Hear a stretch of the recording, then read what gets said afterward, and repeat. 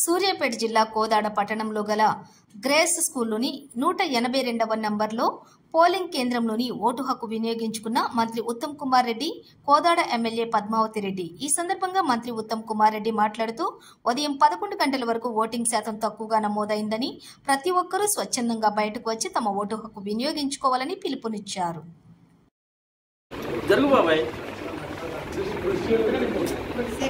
Excuse me, please.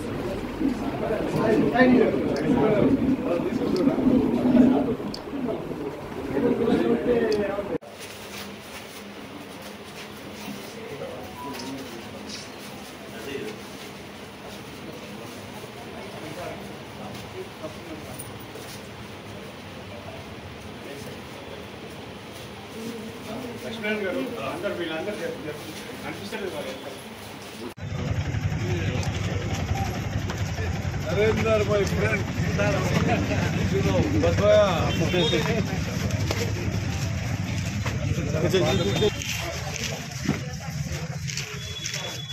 Hello, my friend. How are you? Fine.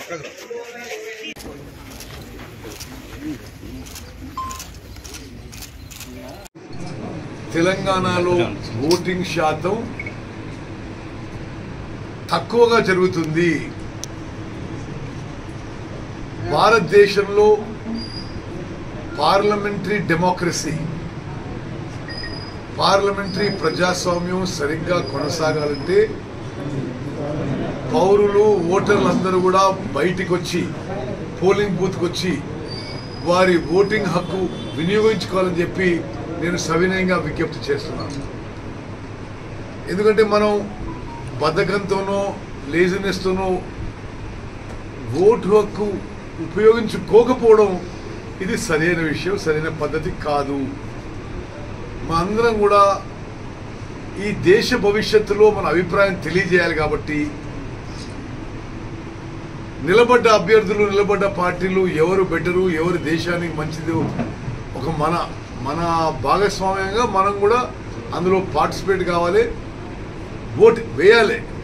ఇప్పుడు నేను ఇక్కడ కోదాడలో ఉన్నా, ఇక్కడ కూడా ఓటింగ్ పర్సెంటేజ్ చాలా తక్కువ ఉంది. నేను నల్గొండ పార్లమెంటే కాదు యావత్ తెలంగాణ ఓటర్లకి విజ్ఞప్తి చేస్తున్నా, పెద్ద సంఖ్యలో వచ్చి ఓటర్లందరూ కూడా వారి ఓటు హక్కు వినియోగించుకోవాలని చెప్పి నేను విజ్ఞప్తి చేస్తున్నాను. జై హింద్.